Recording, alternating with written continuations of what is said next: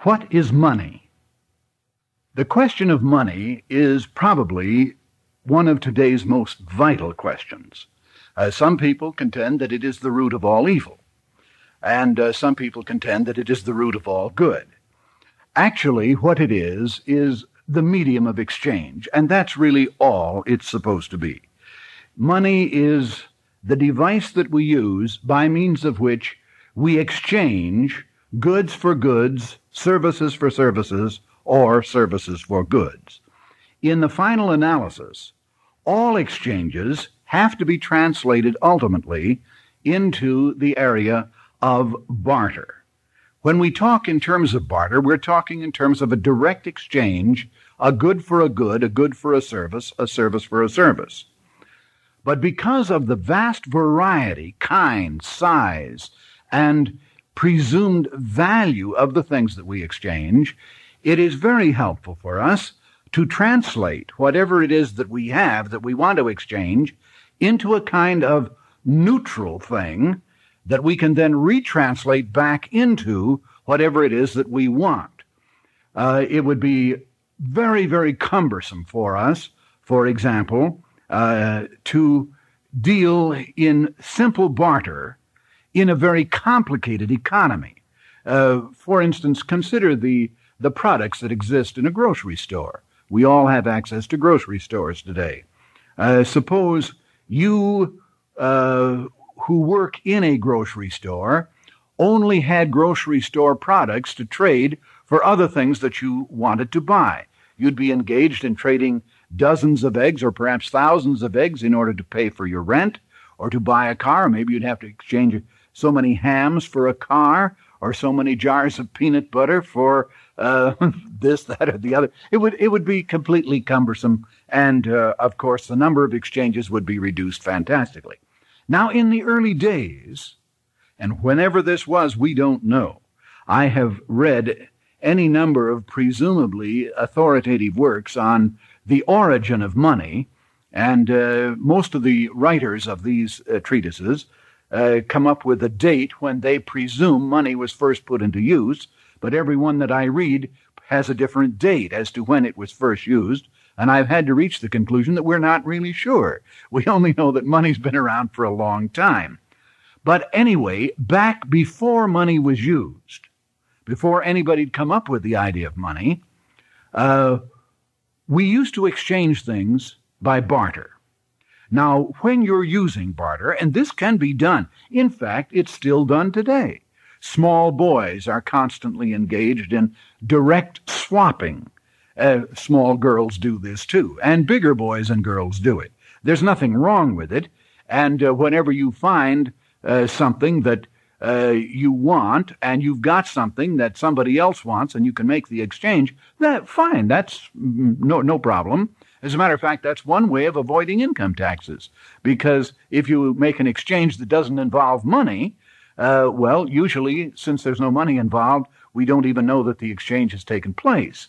And conceivably, you wouldn't have to worry too much about keeping reports on swapping something of presumed $10 worth of value for something else worth $10. There wouldn't be any income or any tax to pay in relation to it. So maybe it's a good idea in that connection. The only thing is it would be very, very awkward. Now, back in the old days, how it used to be done was this. Let's suppose that there was an early tribe of people that became very proficient at, say, manufacturing stone axes. It is true that many, many people did begin the process of making stone axes, so we'll imagine a tribe that was good at it. They made a lot of axes, more than they could use, and since they were good at making these particular objects, a lot of other people who weren't as good at making them were interested in getting hold of them. Now, this would be the way it would be done. A tribe having a good in surplus would approach the location of another tribe that possibly might want to exchange something. And the procedure was to let the other party know that you're there with goods of whatever kind for exchange. So then the members of the other tribe come out, and you stand in a kind of a, well, it's almost in battle array with one tribe on one side of a field and the other tribe on the other, and everybody's very suspicious of each other. And then the tribe who has something to offer comes forward and they deposit little mounds of goods that they would like to exchange, and they put it down on the ground at intervals, and then that group withdraws. Now, with them back out of the way, now the second group approaches these mounds that have been put down, and they examine what has been left, and then they in turn put alongside of it the things that they would be willing to exchange in order to acquire the mound that has been left behind. And then they withdraw.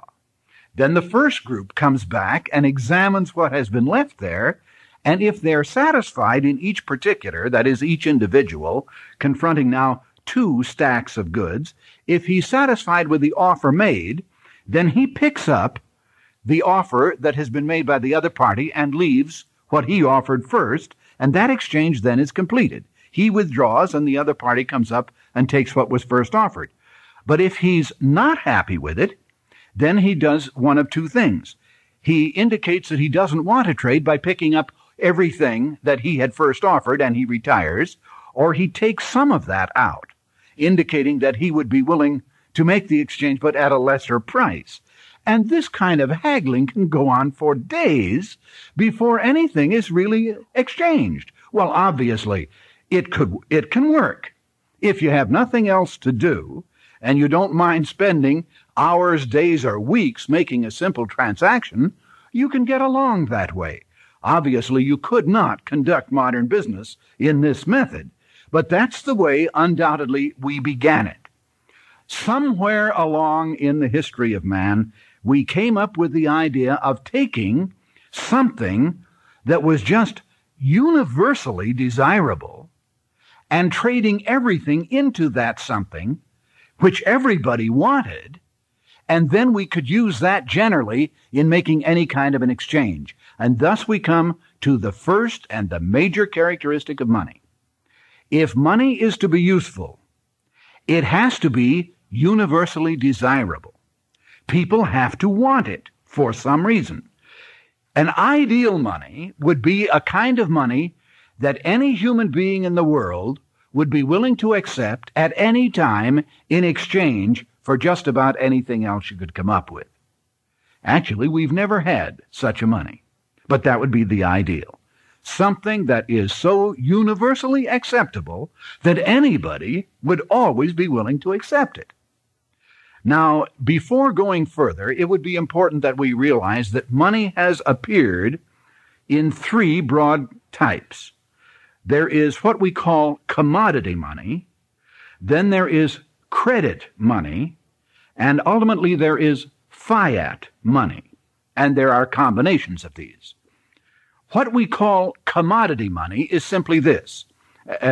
It would be a commodity that is universally desirable. Everybody would want it, you see, or at least theoretically, nearly everybody would want it, and then we would use it either as a commodity or as money. Now, that's the characteristic of commodity money. You have a commodity that can be used either way at the discretion of the owner. The owner can call it money or he can call it a commodity. And we've had a long experience in this type of money. Actually, we have used so many different types of commodities here that the list is impressive and almost endless. We have used all kinds of food supplies in this area. Virtually all the grains have been used as commodity money. We've used various types of nuts, from coconuts on down to betel nuts and pecans and peanuts. All of these have been used as money. We've used salt as money. We've used sugar and sugar cane as money, and sugar beets. We've used various root crops. I was thinking of beets. We've used potatoes as money. We've used other types of... one of the fantastic episodes in the history of money was the tulipomania that arose in Holland better than 100 years ago, where tulips were being exchanged virtually as though they were money, and items of tremendous value. And just the bulb of the tulip was the item in exchange. Then, in addition to that type of food, we have used various meat products. We've used sides of beef or rashers of bacon. We've used living animals, food animals like hogs and sheep and goats and turkeys and chickens and ducks and cows. We've even used human beings as money. Men, women, and children have been used as money and exchanged for purposes of facilitating the happiness of people, if you can imagine. We've also used such things as other growing crops such as tobacco, hemp, various drugs, narcotics have been used as money. I'm told today that where American soldiers go, often there is a kind of money that is used which we call tobacco. I'm informed by my GI friends that it's surprising what a person can buy today with a handful of cigarettes, or maybe even just one or two cigarettes. And we have used chocolate and chocolate bars, incidentally, and silk stockings, I'm told. There's virtually a limitless array of things that are commodities in themselves, but which we can use as money to facilitate exchange. As I said, the list is almost endless. It's hard to think of an area here where we haven't ever used it as money. We've used hides, tanned and untanned. We've used leather goods, finished goods, lumber, building materials. You name it, and it's probably been used somewhere as money. So it's a very, very big area, commodity money. Now, one of the most successful types of money that we've used has been in the field of the precious metals. And in this particular, gold and silver have probably had the best history, although there's no other metal that I know of that we haven't also played around with in this area. We've used iron and zinc and brass and copper, various alloys, and we are still using them, aluminum, tin. Again, it would be hard to think of a kind that hasn't been used. We've also used not the precious metals, but the coarse, the base metals.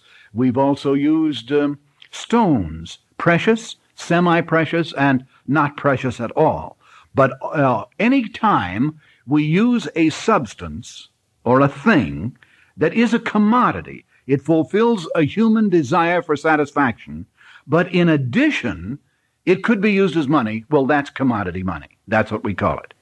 One of the reasons, for example, why gold and silver have done so well is because gold and silver seem to fulfill many of the requirements of a good money. For some curious reason, and I don't propose to know what the reason is, gold has almost always been acceptable by people. There's nothing magic about the metal. It has no particular qualities that place it in a class by itself, excepting that for some reason people like it. They have confidence in it. They believe in it. The expression, as good as gold, has been around for many, many millennia. We keep thinking in terms of gold as being a standard for money. Why we do this, I cannot tell you. I only know that we do it, and because we do it, then gold has that characteristic. In other words, one of the most important things about money is that it be universally acceptable. And gold is almost always universally acceptable. So that's a very important point. Another thing that we want out of money, we want money not only to be acceptable, but we would like it to sort of retain its purchasing power. If you trade a commodity into money and translate it so you no longer have the commodity, but you have the money, then when you want to spend the money, you'd like to be able to buy with it the same amount of goods and services as you could have bought at the time you originally translated your commodity into money.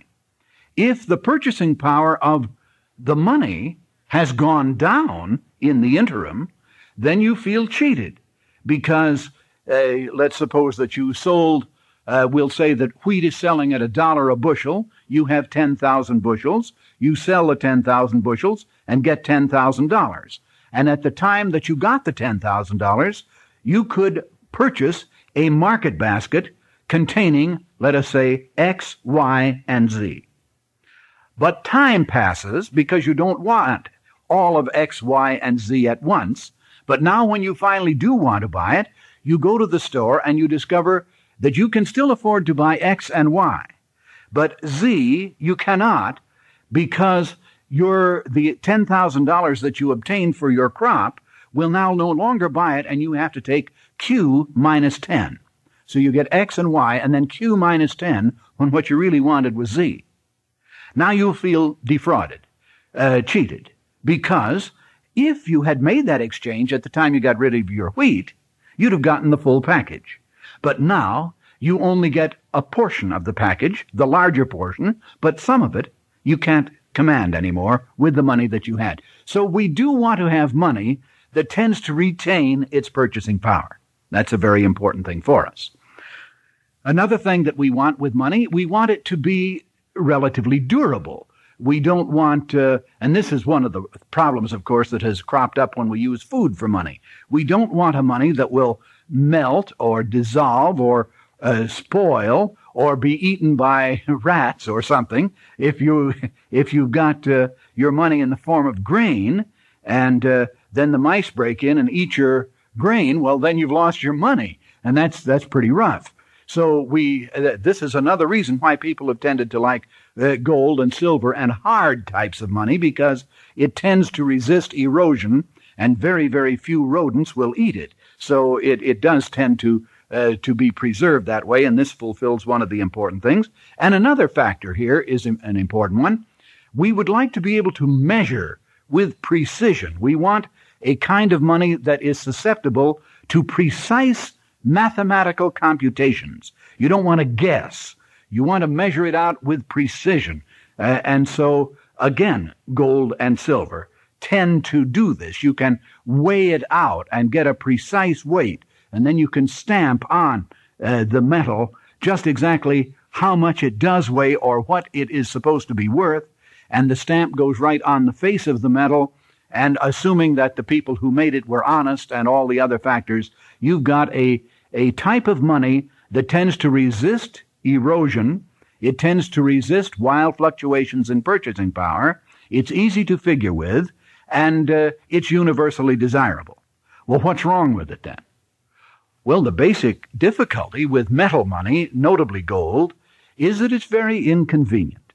And we want money that's convenient. It is fine for purchasing small items. Most of us would like to carry a few coins with us, gold or silver or of some kind of metal, with which to buy the small daily little items that aid in our comfort and convenience and so on. You buy a newspaper and you ride a streetcar or whatever you do, and it's nice to have a few items of change.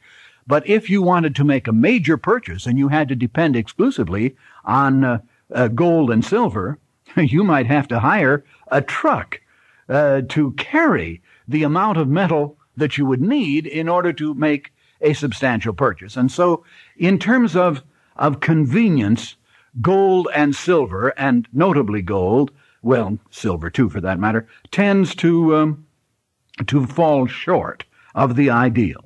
It isn't really that convenient. Then there is another factor here that many people have raised as a point. I personally don't think it is too valid in this instance, but many people bring it out, and that is that there is a scarcity. These metals are precious metals, and they are valuable primarily because they are scarce. The characteristic of human beings is, as I'm sure you know, to value those items most that are in scarce supply. And this may be one of the reasons we usually think so highly of gold. There's so little of it. And it's a beautiful metal, and we like it, and there isn't very much, and you can't seem to increase the supply readily, so we tend to like it, and then there isn't enough to go around. So it tends to be scarce, and many people feel that this is a real disadvantage. Actually, assuming a free market in gold and silver, assuming a free money market, what would happen would be that although there might not be an abundance of gold or silver, the purchasing power of each unit of gold and silver would tend to rise. But with the kind of intervention that we have in the money market, it's hard to find out just what it would rise to, because we've never really been allowed to experiment with it very far in a free market, and consequently, it does appear to have certain disadvantages in the area of supply. So, although we have used it, we have never been content to use that type of money alone. We always add some other kind of money to it. Now, I've been talking about commodity money, and the one advantage, the one basic advantage of commodity money is that it tends to be relatively safe. If even, let's suppose you're using wheat as money, and let us suppose that the value of wheat as money declines so that it will not purchase what it would before. Well, you haven't been totally defrauded. You still have the wheat, and you can, at your own discretion, reconvert it to wheat, grind it up, convert it to flour, and use the flour to bake bread and other products, and you've got some good out of it.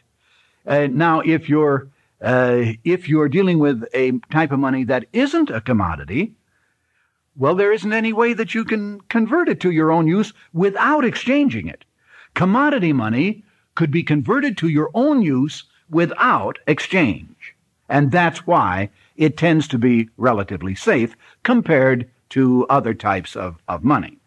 Now we'll take up the second type that I mentioned, and that is credit money. Credit, of course, is one thing, and credit money is a particular application of credit to money. Credit is merely a promise to pay. Credit is an incompleted exchange.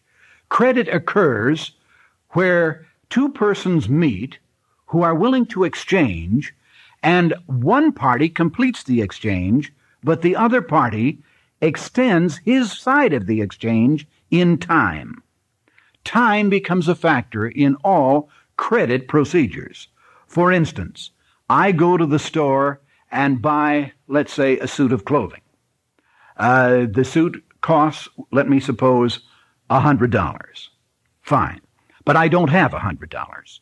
So I say to the tailor or to the storekeeper, I've got $25, which I'll give you at this time, and I'll be very glad to pay you $10 a month for X number of months until I have finished paying for the suit. And he says, well, fine. So at that point, I take the suit, and I give him a portion of the sales price. As far as he is concerned, he has completed his exchange. He turned the whole suit over to me, and I now have it. But as far as I am concerned, I have not completed my end of it. I've only done a part of it, and now I have accepted the obligation to go on through time and finish paying for the suit. Assuming that I do, ultimately the exchange is completed, and I end up paying the whole price of the suit. But he, the seller, doesn't get the benefit of the sale until I have finished my contractual relationship with him. Now that's credit. All credit is nothing more than the extension in time of an exchange. Instead of having an exchange occur at one instant, a part of the exchange occurs at one instant, but the rest of it is extended through time. Now, when we're talking in terms of credit money, we are talking in terms of a kind of money that promises to convert to a commodity at a later time. So it is a kind of credit, that is, credit money is good, but it is good in a time context. What, in this case, I think, without exception, so far as I can presently think, we always have credit money in forms of paper or some other written evidence. It could be an Egyptian scroll written on clay, and that could be an item of credit. It could be written on papyrus or any other method for converting to writing the promise to pay. In other words, it would be a kind of an IOU. An IOU would be a kind of credit money. And what it merely says is, it would say on the face of it, that this is an item that we agree is worth so many units of purchasing power, whatever those units are to be called, and it is redeemable in terms of such and such a commodity at such and such a time or place. That's credit money. Characteristic of all credit money would be the word redemption or redeem. Credit money doesn't purport to be money. It simply purports to be a bill of exchange, a method of redemption. It says you can use this to buy something, and later on at a specified time, the issuer will reclaim it in terms of some commodity. In the end, you see, all money has to be translatable back into goods or services. It is simply a medium in exchange, and it has to come back into the world of reality sooner or later. If you can't redeem it, well, it isn't any good. So credit money is a written promise to redeem. And as long as the party issuing the money is honest and fulfills his promise to redeem, well, it's perfectly good. Now, one of the big advantages of credit money is that it's convenient.